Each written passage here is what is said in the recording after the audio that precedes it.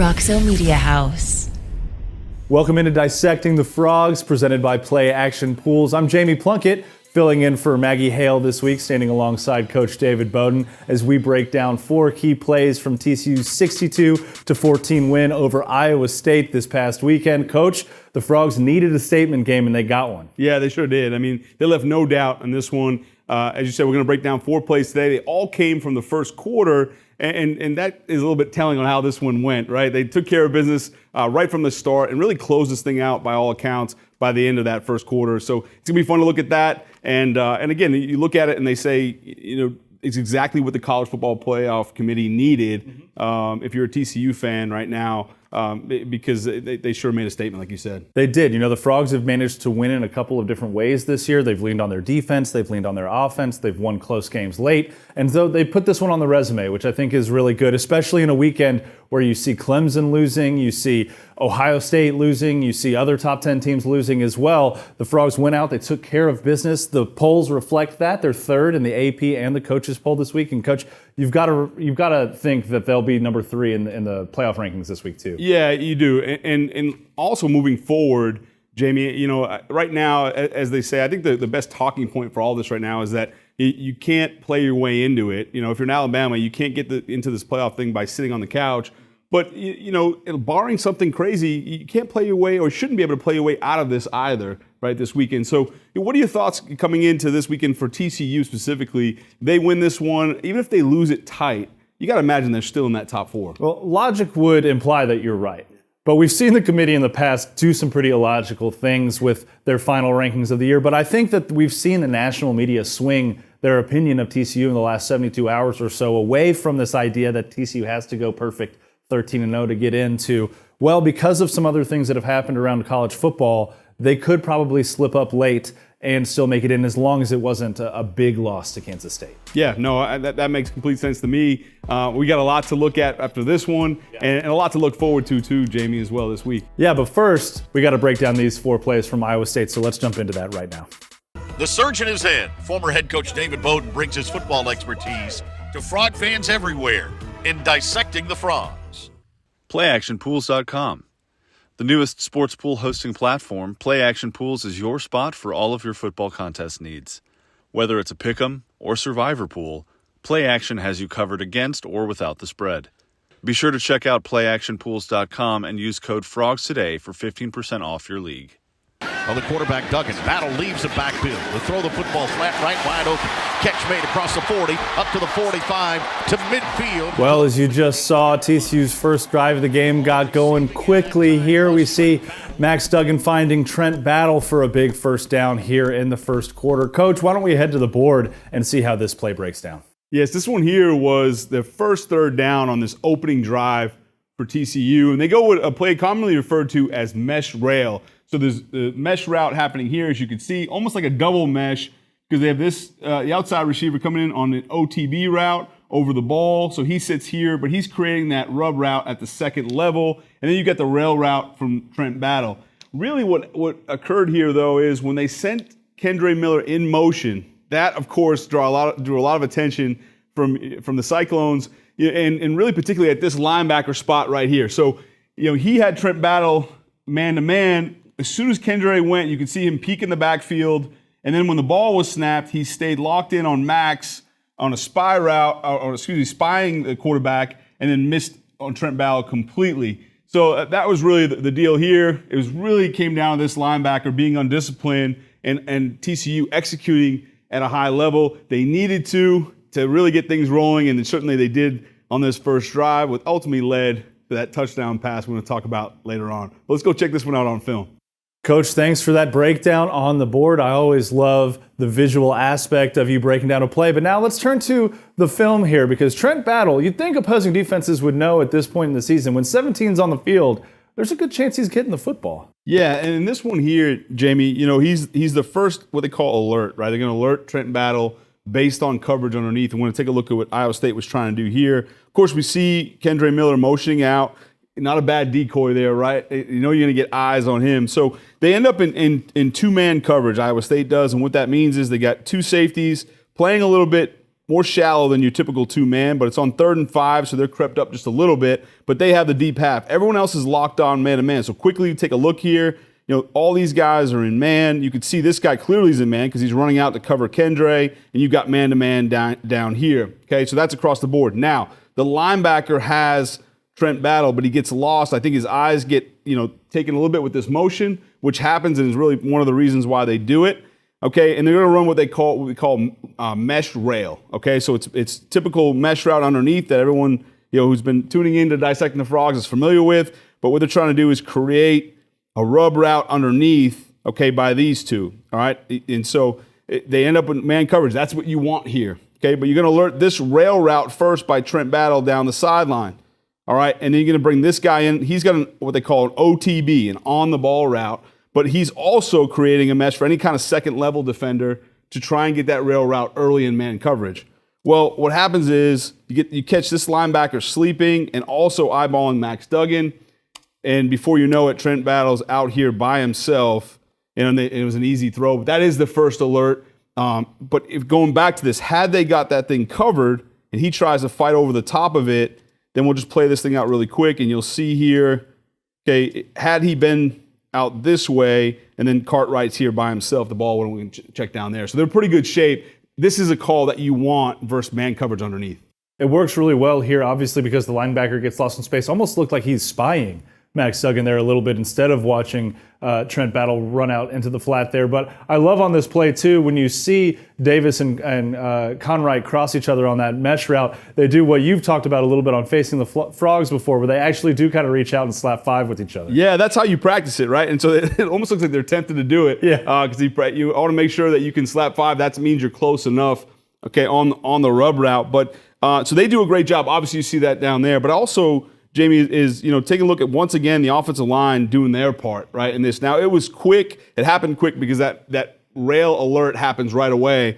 But Iowa State had a twist on up front. We'll see it. The offensive line slid to this way. So they slid to their left. The defense is right. They slid this side, okay, in protection. And then all of a sudden you see a twist. Now, what do we have to do here? So if you're John Lands at right guard here, okay, you've got to make sure you stop the penetrator. Any kind of twist, you want to stop the guy charging up the field. That's your first responsibility. So he does a really nice job of that here. Alon Ali is ready to, he sees this guy's a looper, so he's going to look up the penetrator as well. Now, if you're John Lands, he does this perfectly. You take your outside leg as soon as you stop the penetrator, and you drop your outside leg looking for one looping back around. You know now you've got a hard slant. You know one's coming back. He does that perfectly. We'll watch that here. You see how he opens up, okay, his outside leg and his hip to take the looper to keep Max Duggan clean on this. And again, this is what good offenses do. They're working in sync, and they're all working together to make this happen. This is a really impressive Iowa State front, so this was a great job. The offensive line had a great day overall. They started out fast. Steve Avila talked about that on the postgame show with you, Coach, after the fact. But this is a TCU offense that really made a statement just because of how good Iowa State's defense has been all year long. We're going to go into play number 2 right after we take this break. Dave's Hot Chicken is a cult favorite and now has 2 locations in Fort Worth, Bryant Irvin Road on I-20 and Berry Street at TCU, both owned and operated by Horned Frogs. Order the number 4 or number 5 for the tastiest lunch special under $10, or order online at daveshotchicken.com. 2 on the play clock, 1 on the play clock. Duggan calls for it. Snap comes. Play action. Got a man wide open. Middle of the field. Spivey. Touchdown. Hit the horn. TCU. Well, as we see here, TCU's first drive of the game ends up pretty successful with the touchdown from Max Duggan to Jaquarius Spivey. Coach, what did TCU do well on this 4th and 2 play to get into the end zone? Yeah, this one here came at the right time. Again, staying on that first drive, this was the 4th and 2. They got in a heavy personnel with Jared Wiley here at tight end. Jaquarius Spivey was here in a kind of a tight slot formation, but they had the 2 tight ends still on the field with 2 running backs as well. And during this time here, Jaquarius takes this path inside like he's going to block and then just slips it. But it really started with the play action here. Max did a great job. We'll see that here on film, and we'll show how he influenced this middle safety flying up. Jaquarius didn't have to do much at all in terms of faking the block. As soon as he saw the safety vacate, he got vertical right now. They went back to this protection that the Frogs have really loved all year long on pulling the guard. That influences the backers. The play action itself here influenced this one. The safety, middle safety right here, they were in zone. But again, on 4th and 2, they really had the Cyclones on their heels. They're able to go to heavy play action here for an easy touchdown. As you can see, we're going to take this, like a look on film on this one. We'll see the play action, and we'll also see the path that Spivey took for the easy touchdown. Another piece of excellent board work from you there, Coach. I love the fancy artwork, the nice drawings. But as we turn into the tape here a little bit, we see that Jaquarius Spivey is wide open in the end zone. How does that happen for him on this play? Yeah, well, it's 4th and 2, right? They got into a heavy package here. They've got Jared Wiley on the field, and they've got Jaquarius Spivey on the field as well at the same time. I know we talked during the game about this. They went almost the entire first drive with those two on the field. They were able to go tight formations with a tight end wing with 2 of them on the side. They were also able to go empty formations because they're both, very good receivers, right, as well. So they're able to run multiple looks with the same personnel, which is always where you want to be on offense. That's a dangerous spot when you can do that because you can't match personnel on defense. You don't know what formation you're going to get. So that was really nice. So it's 4th and 2. They bring in a heavier look here, and they go back to that play action where they pull the guard, okay? So they're pulling here. You see the pull here. Everyone else is going to block down the same path they do on power, okay, to the inside gap. That's who they're responsible for. He's going to hinge here. Now the puller, instead of inserting himself for run, he's got this outside, what they call C gap out here, okay, for protection. So that's the first part of it. And now you're going to see Jaquarius Spivey aiming right at this safety. Now, this safety really helps him out. I think this is something that TCU had a beat on film, and they knew. And of course, they have the same type of defensive structure, so they have this safety as well. But 4th and 2, this guy's going to come up screaming here. Okay, so everyone else is peeking in the backfield. So you're going to see it looks like he's going down a block, and then he's going to pop that one. He didn't have to do much though, Jamie. If you watch the safety here, he came running for the play action, because of what transpired in the backfield, and then Jaquarius Spivey just slips it. He's up the field. All right, and if you look at the very beginning of this, the play clock was running down.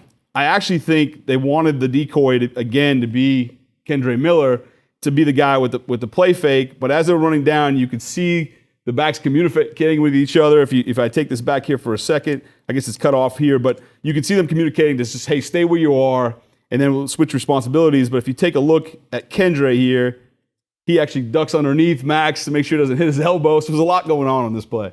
It does help when the safety comes up like that, short down and distance, and a critical down, he's going to think run, especially when you go with some sort of play action run fake like this. But, Max had 3 touchdown passes on the day. Obviously, this was the first one, as it was TCU's first offensive possession. What does Max do really well on this play besides just get Spivey the ball? Yeah, so what he's tasked with doing is really dropping that front shoulder, really 2 things, on the play action part of it. So he's got to drop his front shoulder, down the defense to show some quarterback run, even if it's not going to be the handoff. Usually when that low front shoulder shows the quarterback's going to take off in QB run game. So that's his first thing. Second thing is he wants to burn his eyes through the player that they're trying to influence. Here it's that middle safety that we just talked about. And you can see his head downfield. We're going to let this thing run here. You can see Max, eyes down right at that safety. You can see his front shoulder down, which does a great job. And then he resets with the ball just to make sure. A lot of these throws, Jamie, as you know, are the toughest to make when the guy's that wide open, right? You got to make sure. So he kind of just pats the ball here,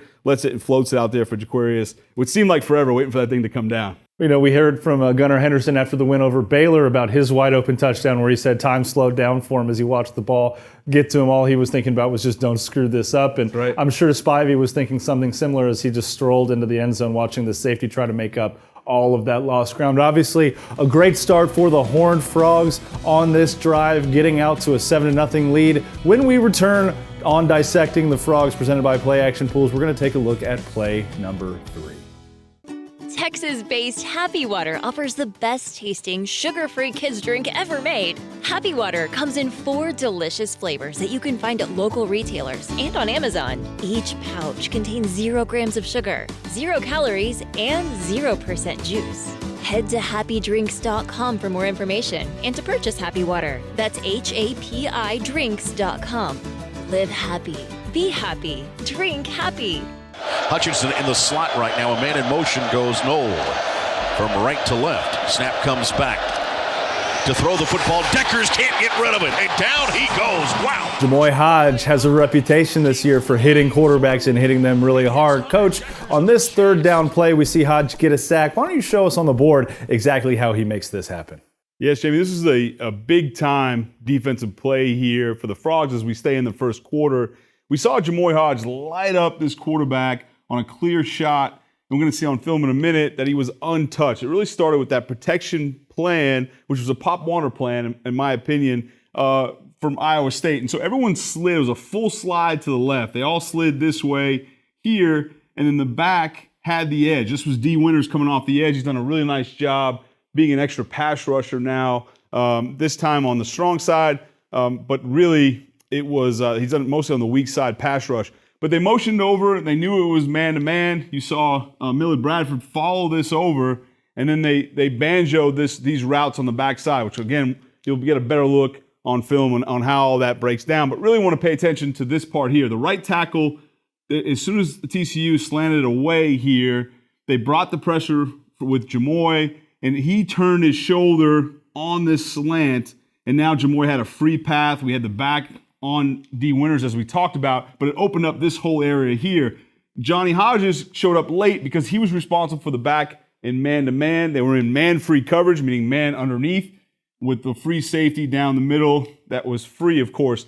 But we saw Iowa State knew it was man because as soon as they saw Bradford follow over, okay, that was a man indicator for them. They should have done a better job in protection. They don't, and the Frogs capitalize and really make a statement here, not only in this game, but what a defensive play like this right here with the lights out shot from Jamoy Hodge. Coach, you're a regular Picasso on that board over there. Love seeing that. But as we turn into the coach's film here, Jamoy Hodge is untouched on this play. Coach, how did he manage to get such a clean path to Hunter Deckers? Well, first of all, the Picasso, I'd appreciate if you didn't cuss at me like that. But I'm going to talk about this here, and really it goes to Iowa State's pass protection, particularly the right tackle. First of all, I think the protection call is poor to begin with. I think anytime you're going to ask a back to block a defensive end, this is a very elementary pass protection. And what it is a full slide to the left. So I'm going to go ahead and show you here again. Everyone is sliding this way, and then they put the back off the edge. He has the first thing off the edge. In this case, it's D. Winters. Okay, we all know how fast D. Winters is, how well he's been doing in this spot. Really, he's been lining up on the edge, particularly in pass pro, to get a fourth rusher. And we talked to him last week about that and how he's starting to become a little bit more comfortable with it. But he's certainly doing a great job. So asking a back to block your end is never a good idea, right? That's what tackles are paid to do, right? So if you look at the right tackle, he slides to his left. Okay, you can make this work still. The problem is he needs to stay more square. As soon as he closes his shoulders off on this slant, and they do a really nice job, does TCU, but as soon as you turn your shoulders like that, now he has no chance at Jamoy Hodge. Okay, Johnny Hodges is blitz engage, which means as soon as he sees his back in protection, he's going to also insert himself. We didn't really need him on this one because Jamoy, showed up and put a helmet right in his chest. He really does. Coach, this is one of the things I think that led to a bad passing day for Iowa State overall. Hunter Deckers had happy feet. Obviously, he ends up getting hurt as well. But when you look at their receiving stats on the day, Xavier Hutchinson is a guy who came in. He was leading the country in receptions with over 100 on the year, over 1,100 receiving yards as well. He finished today with 2 catches for 11 yards. And I have to assume that even on plays like this one where Jamoy Hodge is getting a sack, the secondary and the coverage had a lot to do with it. Yeah, you're exactly right. And so you can see here in the man coverage that they have going on. So Millard Bradford is following the motion man, which is a man indicator. So they go man-free coverage. Here's your free safety down the middle. Everyone else is man underneath. We already talked about Johnny having the back. Okay, so as he moves over here, you now have got Bradford and Tomlinson on the same side. Okay, you can see the communication. Tomlinson turns to Bradford as he gets motion, and they make what they call either a banjo call, okay, or they're talking about switching receivers. And what that means is a banjo is, okay, we have a man, however, we don't want to allow them to pick us, right? So whoever comes out to your side first, you're then going to lock onto him man-to-man. And that's what they do here. Also notice that they're at 2 different levels, Jamie, right? And the reason for that is so they can't get picked on that rub route. So they stay at 2 different levels. They do a great job in communication. And this is really the payoff to having veteran players with a bunch of maturity that step up, that aren't afraid to over-communicate, right? And they get it down. The other thing is you can tell it's man-to-man. If you just lastly here, every single cover guy in man, what they call man turns, all right? So there's a zone turn, which you put your back to the receiver, eyeing and reading the quarterback, then you know it's zone coverage. If it's man, you put your eyes on the receiver the entire time, and now you can tell it's man underneath. They locked him down all day, Coach. They're like the Soggy Bottom Boys playing some sweet, sweet music on that banjo. When we come back on Dissecting the Frogs, we're going to break down the final play of the day. The Flying T Club provides the everyday TCU fan and alum the ability to specifically support TCU student athletes. Flying T Club offers 3 levels of memberships. The Flying T Club is a nonprofit organization supporting the brand development of TCU student athletes through a series of unique event-based networking opportunities, which are exclusive to our members. These events provide a great social engagement tool for our members and student athletes alike. Follow them on Instagram at Flying T Club or online at flyingtclub.com. Hunter Decker, the lefty, rolling to that side, throwing it, picked off by the Frogs at the 35-30, inside the 20, inside the 10. It's Bradford inside the 5. Touchdown, TCU! All right, here on the final play of this episode of Dissecting the Frogs, we see Millard Bradford in perfect position to pick off Hunter Decker as he returns it all the way to the house, gets some good blocking on the way into the end zone as well. Coach, why don't you head to that board and show us how this play works? Yeah, here, Jamie, this is of course, the first of 2 pick sixes for the Frogs. The defense really was able to add to the scoreboard here. 14 points is always nice. So this one here was a split flow action by Iowa State. They had run this earlier. It was the second play of the game. They had come out and ran a split flow naked. And so that's what this is here. Of course, it's a naked bootleg. But really it started with this, the coverage and the defensive structure by your Frogs. And so they had Jamoy Hodge sort of at a different level than these 2 linebackers. This was, of course, Hodges and D. Winters here playing linebackers. They allowed them to go with the run. Okay, D. Winters went fast to the run. Johnny Hodges hung back. You'll see why on film here in a second. But Jamoy Hodge did a nice job reading the split flow, and he came and covered that one right now. So he covered that down, did a great job. On the backside, okay, you saw really what the Frogs played in a drop 8. They were able to play a Tampa 2, but with 8 guys in coverage now, they're able to play 2 hole players, meaning, okay, you had these guys here in the Tampa playing off the hash like they normally do in Tampa 2, and normally you have a Mike Backer drop in the middle. He was able to play in the low hole, play this one. Millard Bradford was able to play in this hole, so now you really took care of the middle of the field for the Frogs. He followed this one over. He did a nice job reading the flow and then looking up the backside crosser, that backside deep drag that he knew was coming. So he had that set to go, and as soon as he did that, he was able to pick that off, take it to the house, and the entire Frog defense there go ahead and led the way for him to score, and he wasn't going to be denied. You can see him take off to the end zone and finish this thing the right way. Coach, that board work is better than anything Vincent Van Gogh ever did when he still had both of his ears. But this is a play that Iowa State ran a couple of times really early. In post-game, Nook Bradford said he saw this play coming because they had already run it once the drive prior. What exactly are they trying to do on this play? Yeah, so right here, we talked about the coverage on the board and what Bradford was doing by looking up the deep crosser. Did a great job. But really, they're running a split flow action. It's zone naked, okay? And so what they're trying to do here is like on the zone play that they ran earlier, okay, on the run side of things, you get this guy coming across and kicking this one, they'll hand it and then try and wind it back. So that's the run play, okay? What they're trying to do here is go ahead and run a naked into this boundary side and then a flood concept. It's very basic. Their pass game, honestly, throughout the game was very vanilla. We kind of knew that going in. They hang their hat in the power run game. But they started with a little bit more drop back than we anticipated, and then some nakeds here as well. They ran the same play, similar. I think it was the second play of the game. So looking back here, they're trying to create that. Now, what the running back could have done much differently, Jamie, for Iowa State is as soon as you roll off the ball, as if you don't get the football, you want to roll and turn your body to where the ball would be, and then shield that from the defense. But the problem is if you come off the ball facing them, they see that there's no football there. Well, you can see that Johnny Hodges sniffed that out early, and he really was the key to get this thing going. He saw that. He didn't fall for it, and he now becomes the forced quarterback player. You see him immediately take off. That forces the throw right away, okay, and really how to rush the throw. But it starts with Johnny, and really from Iowa State, the running back not doing his job on that play. So Johnny obviously makes an impact on this play. It looks like Iowa State's goal is to kind of draw Bradford all the way down the sideline. Why is that the goal, and what breaks down here other than Hodges making a play? Yeah, well, this is something, again, goes back to situational football that the Frogs practice each and every week. Any kind of interception, they want to find, somebody's responsible for the quarterback. So they go ahead and look up the quarterback right away. They do that here. They don't throw the dumb block right in the back, and really a really smart all the way. But every time this is practice, an interception in practice, you find the nearest sideline and you have that convoy going up the field. They also coach them, especially nowadays, not to throw those peel back blocks, meaning not blocking back into the ball. Nothing good ever comes from that. And also not blocking in the back. They execute this flawlessly. They do find the quarterback. They make the smart play, and they've got the entire defense leading through. And of course, Bradford does the rest. He's not going to be denied to finish it for a touchdown.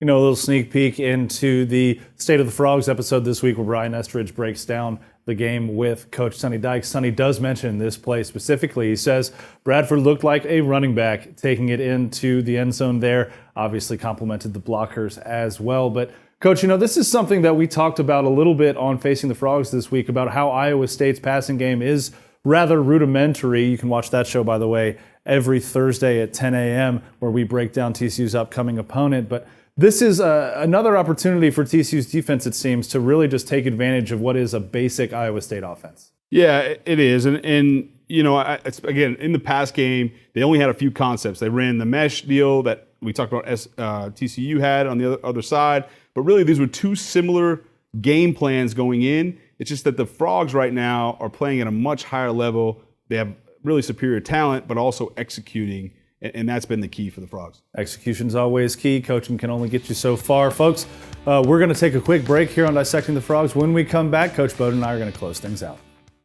Texas-based Happy Water offers the best-tasting, sugar-free kids drink ever made. Happy Water comes in 4 delicious flavors that you can find at local retailers and on Amazon. Each pouch contains 0 grams of sugar, 0 calories, and 0% juice. Head to happydrinks.com for more information and to purchase Happy Water. That's HAPI drinks.com. Live happy, be happy, drink happy. For exclusive interviews and content on TCU recruits, subscribe now at frogstoday.com. Any sport, anytime. It's your source for all things TCU. Only on frogstoday.com. That'll do it for this episode of Dissecting the Frogs, presented by Play Action Pools. Coach, we got a really exciting Big 12 championship matchup coming up this Saturday between the Frogs and the Kansas State Wildcats. It's hard to beat teams twice. It is, and that's always the cliche, but I think it's rooted in truth. And you talk to Coach Sonny Dykes about it, and he'll tell you, look, that's what happens. Really, the law of averages. When you talk about 2 good football teams, well, if you win once, then the law says that the other team has a pretty good chance. But I think the key comes down to this: it's two good football teams, as we said. Probably I think they got it right when it comes down. And obviously, the records reflect that, but I also think it held true to the 2 best teams. But they're also 2 teams that took care of the football all year long. And so, they have to make sure if you're going to win this game, they got to continue to do that because Kansas State's not a team that's going to give it up easy. And Will Howard has put a lot on tape. The Frogs were kind of surprised by him in that first matchup. He went out there and he slung the ball around. The Frogs are going to be prepared for that. But you also know these Wildcats want a second shot at TCU because they feel like that game slipped away from them a little bit. Yeah, they do. And they blame the quarterback situation, interestingly, at that time, and now he's the guy for them, right? Will Howard's the guy. But I think that advantage, as you mentioned, does favor the Frogs because in that one, they prepared for a running quarterback in Adrian Martinez, and now and then all of a sudden had to go to drop back pass a bunch, and so it caught them off guard a little bit there early until they got into the second half and fixed things. So I think having a week to prepare for that and kind of knowing what they're up against will bode well for the Frogs. And the ultimate prize lays beyond this game for the Frogs. If they win, they're in the college football playoff. They're heading to Phoenix for the Fiesta Bowl as the 3 seed most likely. Obviously, some things can change up before then. But, Coach, that's the ultimate goal at this point in the season. It is. And Frogs Day is going to have you covered for all of that, right? Heading into the Big 12 championship all week long. For right now, we've got football content every single day. There's a great written content by Jeff Wilson. This guy, Jamie Plunkett, does a great job. Melissa Treebwasser, Drew Davison. There's great stuff every single day for you on the website. And then, of course, we appreciate you checking out Dissecting the Frogs tonight. Tomorrow night is State of the Frogs with Brian Estridge. Yes. Wednesday and Friday, you got Frogs Today, Facing the Frogs. Yes, on sir. Thursday drops. So it's a lot for you. And then on Saturday, Jamie, I know we can't let the cat out of the bag now, but we're going to have something pretty special planned, won't we? Really excited to announce what we're going to be doing for our pregame and postgame shows on Saturday out in Arlington. Keep your eyes on our social media accounts on Twitter, on Instagram, and on Facebook for that announcement coming really soon. And while you're on our YouTube channel or while you're on thefrogstoday.com, don't forget to like, subscribe, share all of this incredible TCU athletics content that you're not going to get anywhere else. Coach, I think that's going to do it for this episode of Dissecting the Frogs, presented by Play Action Pools. Y'all stick around for the rest of the shows we've got coming this week, and obviously come back next week when hopefully Maggie Hale is standing here as she and Coach David Beaudin break down the Big 12 championship. Roxo Media House.